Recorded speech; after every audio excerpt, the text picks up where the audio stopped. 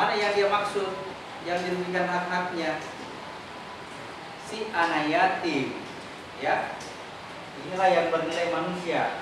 Aku yang ada dalam tubuh ini, inilah manusia. Jangan kurangi haknya. Haknya anak yatim, dia butuh wadah di sini, di alam jiwa ini.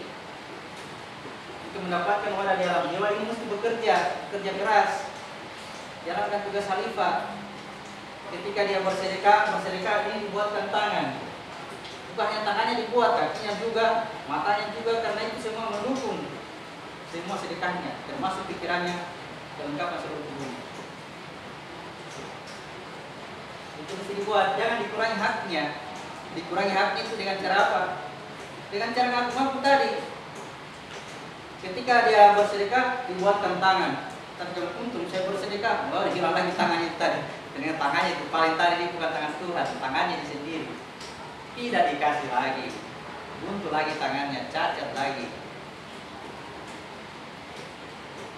Jangan berbuat kerusakan. Setiap kali melakukan kerusakan, pasti ada yang cacat. Pasti ada yang cacat. Ya, begitu pukul orang tak, ini akan terfoto nanti ini. Kalau tidak bertobat memang yang sudah pernah pukul orang. Yang pernah tendang orang tak, awas. Jangan tendang orang, tendang kucing saja, tendang apa, awas ini. Itu yang bikin rusak. Minimal bocor-bocor, ada lukanya, ada bisulnya, ada apanya di sini.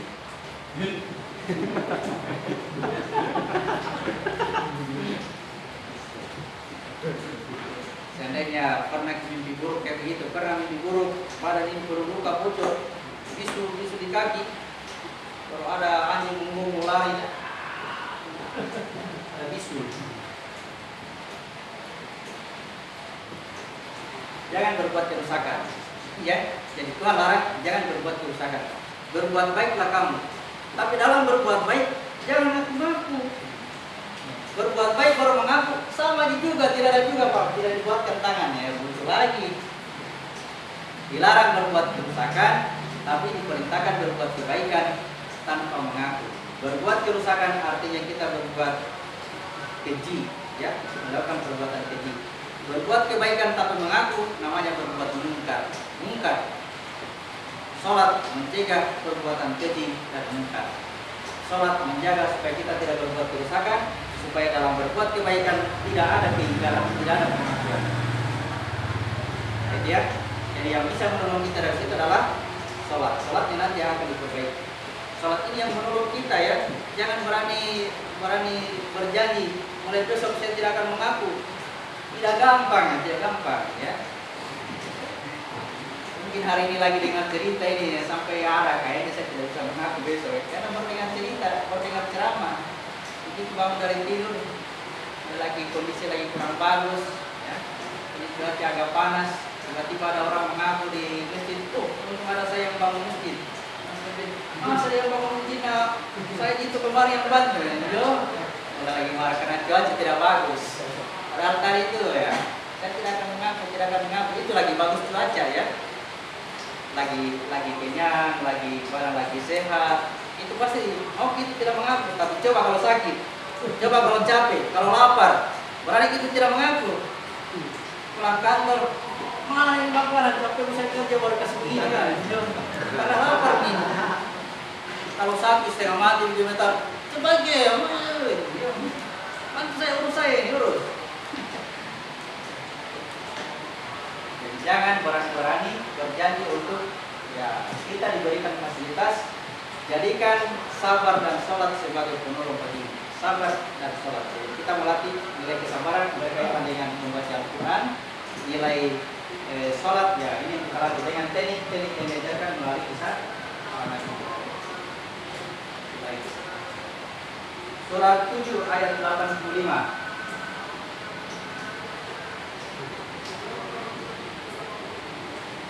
Dan kepada penduduk Madian kami sesuai saudara mereka sendiri. Dia berkata, wahai kaumku, sembahlah Allah.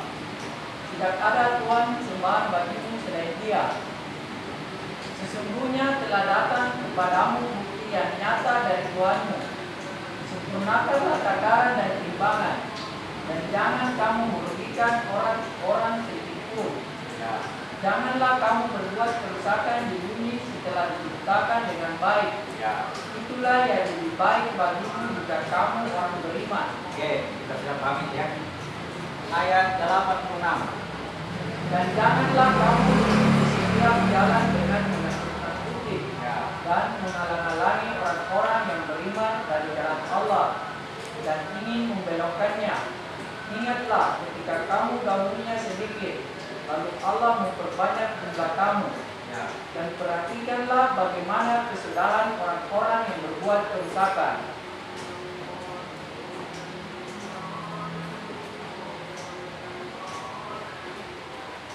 Jangan menghalang-halangi manusia dari jalan Allah dan kamu menginginkan jalan itu bengkok. Di mana itu jalan Allah? Dia katakan, ingat, dulu jumlahmu sedikit, sekarang jumlahmu bertambah banyak. Dari jumlah yang sedikit sampai jumlahmu bertambah banyak, ini yang dimaksud dengan jalan Allah. Jangan halang-halangi manusia di situ. Jangan kamu jadikan jalan itu menjadi bengkok. Kalau jalan itu bengkok, salah satunya itu kalau bukan Yahudi Nasrani kita masuk. Di mana itu jalan Allah? Jalan yang menjadikan kamu yang dahulunya sedikit menjadi banyak. Mana itu yang sedikit? Dulu aku sedikit. Aku adalah aku satu. Di sini aku. Dulu di sini aku. Sedikit satu. Kenapa bukan di sini? Kenapa bukan di sini? Karena aku tidak ada. Di sini aku tidak ada. Begitu di sini, aku sendirian. Aku adalah satu. Turun ke bawah, ada kembaran. Ada cahaya yang meliputi diri. Aku adalah ruh. Aku berdua. Di sini satu, di sini dua. Turun lagi ke bawah, disempurnakan menjadi 12 suku bangsa. 12 struktur saraf. 1, 2, 12. 12 suku bangsa di sini. Begitu turun ke sini, aku menjadi bersuku-suku dan berbangsa-bangsa. Banyak. 1, 2, 12 banyak. Ini yang dimaksud dengan jalan Allah. Jalan dari diri yang satu menjadi banyak. Ingat, ini jalan Allah. Jangan menghalangi manusia dari jalan Allah. Jangan menjadikan ini jalan yang bengkok, jangan jalan kiri, jalan hawa nafsu. Bengkok jadinya. Ikuti jalan Allah. Jadi kalau ada perintah berjihadlah kamu di jalan Allah, kita sudah mengerti apa maksudnya berjihad di jalan Allah. Ya, di mana ini jalan Allah ini? Di mana jalan Allah? Di mana ini jalan Allah ini? Ada pada dirimu. Berjihad di jalan Allah, jangan lari ke sana lagi pergi cari lagi siapa lagi yang kafir ini. Jalan Allah itu ada pada dirimu. Jalan Allah itu yang menjadikan kamu yang tadinya jumlahmu 1, kemudian jadi 2 dengan ruhmu, kemudian disempurnakan jadi 12 bintang atau 12 jiwa, lalu menjadi berbagai suku bangsa, bersuku-suku berbangsa-bangsa. Disinilah kita berjihad. Wajahidu fisabilillah, berjalan di jalan Allah. Dahulukan hartamu, amwal, kemudian anfus. Ya. Jangan pergi cari orang kafir. Kenapa selalu kita lihat orang-orang di luar itu orang kafir? Sana kafir, sana kafir, sana kafir. Kenapa bisa begini? Karena ini kafir. Ini kafir. Apa itu kafir? Kafir itu pandangan hawa nafsu. Penuh dengan hawa nafsunya. Aku adalah ini. Aku adalah jasad. Misalnya KTP apa? Dia melihat dirinya dari berbagai suku bangsa. Yang iman itu adalah ini yang beriman. Dari mana dia? Dari mana dia? Selalu dari satu diri, dari diri yang satu. Sehingga dia akan melihat saudaranya yang lain adalah, ya, semua manusia adalah saudaranya. Karena dia melihat ini adalah ruh, bukan tubuh. Jadi kalau mau jadikan seluruh manusia di dunia beriman, ya tidak usah ajari mereka iman. Masuklah ke dalam titik iman, ya. Masuklah ke dalam titik iman. Kamu akan lihat manusia itu beriman semua ini, saudaraku semua ini, ya. Karena ini ruh semua yang ada dalam diri, ruh semua. Tapi kalau ini KTP mu apa? KTP mu KTP nak periksa dia. Bisa ucapkan kalimat syahadat tidak? Tidak. Kafir. Kalau ini, ngapain suruh ucapkan kalimat syahadat? Kalau tiada kalimat syahadat tidak jadi dia begini.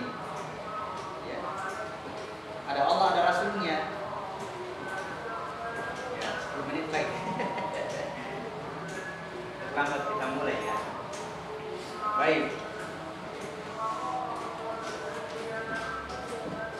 Jadi untuk berjalan di jalan Allah ini tadi sudah dibahas bahwa kita mesti menikah, ya.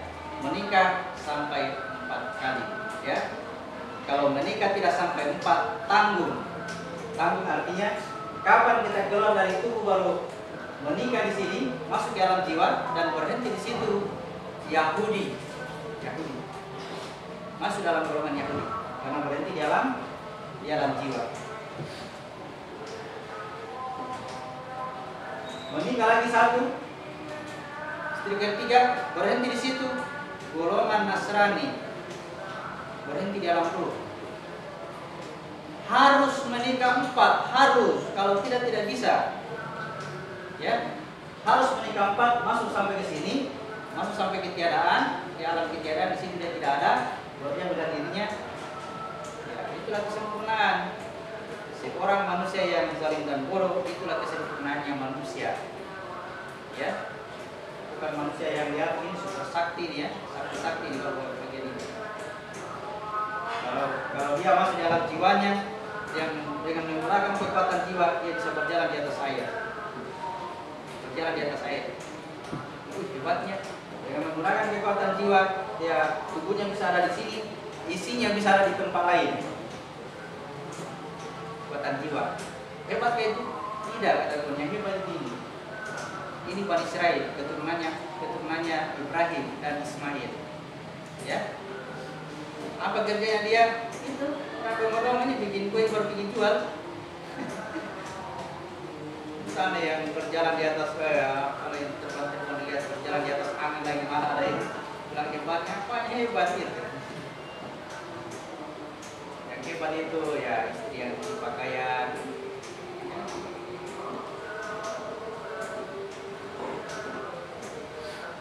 Bagaimana kalau ada mesin cuci? Yang ciptakan mesin cuci hebat juga. Itulah halifahnya Allah yang bikin pekerjaan jadi ringan. Jangan yang mistik, jangan pakaiannya di sini mau dicuci di kolam sana dia tinggal tunjuk. Langsung tembak pakaiannya tercuci di sana sendiri. Bukan begitu, ya. Pakai mesin cuci tidak ada masalah. Hal-hal yang nyata, hal-hal ya.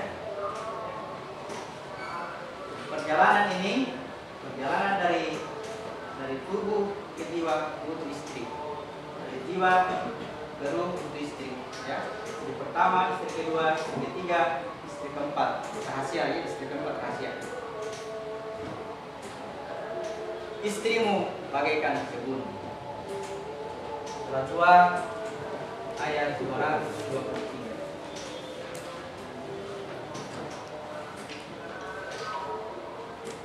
Dan jika kamu dalam perjalanan sedang kamu tidak mendapatkan seorang penulis. 2 ayat 223. 23. Istri-istrimu adalah ladang bagimu, maka datangilah ladang itu kapan saja dengan cara yang kamu sukai, dan utamakanlah yang baik untuk dirimu. Bertakwalah kepada Allah dan ketahuilah bahwa kamu kelak akan menemuinya, dan sampaikanlah kabar gembira kepada orang yang beriman. Istrimu bagaikan kebun. Datangilah istrimu itu kapan saja, dari arah mana saja yang kamu suka. Apa Nabi bilang Ustaz waktu itu? Datangilah istrimu itu, mau sambil berdiri, mau sambil jongkok, urusanmu. Yang penting istrimu. Baik. Luar biasa ya. Istrimu bagaikan kebun. Apa itu istri? Wadahnya perjalanan ini. Inilah yang dihiaskan seperti kebun. disiapkan berapa pintu untuk mendatangi istri? Ada berapa pintu untuk mendatangi istri? 99 pintu masuk, ya, pintu masuk kebun.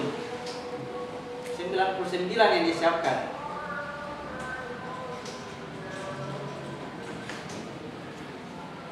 Datangilah istrimu dari pintu mana saja yang kamu suka.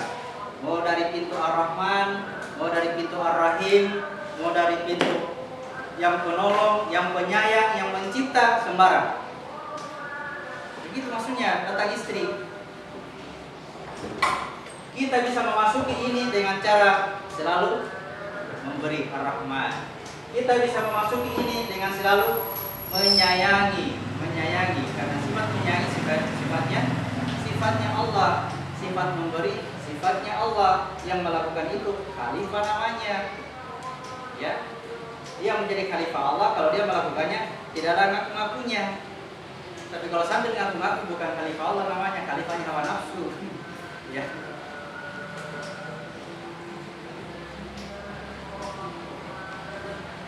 Jadi pintu masuk kepada istri ya, Ar-Rahman, Ar-Rahim, Al-Malik, Al-Qudus, As-Salam, Al-Mu'min, Al-Muhaimin, dan seterusnya. Bukan dihafal. Barang siapa yang menghafal 99 Asmaul Husna dijamin masuk surga. Pasti masuk surga, tapi bukan hafal Ar-Rahman, Ar-Rahim. Di mana-mana jalan Ar-Rahman, Ar-Rahim, Al-Malik, Al-Qudus. Siapa nama? Lagi hafal nama, apa yang tanya itu? Sibuk hafal nama. Yang dimaksud itu diaplikasikan, dipraktikkan. Tidak usah dipraktikkan semua, ya. Beberapa mulai sesuai kemampuanku. Oh, saya bisa menolong, saya bisa menciptamu, bikin rumah kah, bikin meja, bikin kursi. Sifat menciptanya Allah itu. Saya bisa menolong, jadi dokter, jadi tukang obat, bisa menolong. Dengan sifat-sifat itulah kita bisa memasuki wadah-wadah ini. Kita jadikan dulu istri pertama sebagai budak. Istri pertama, ya. Apa itu istri pertama? Jasadta ini jangan dulu budak hawa nafsu, budak Allah dulu. Hilangkan dulu hawa nafsu. Tidak gampang, tidak gampang tuh. Jadikan hawa nafsu baru bisa disiapkan pada waktu ini. Oke. Jadi perumpamaan tentang kebun dalam Al-Quran, ya terpaksa kita tunda dulu sampai pertemuan berikutnya. Agak terlambat karena cuaca. Jadinya kita mulai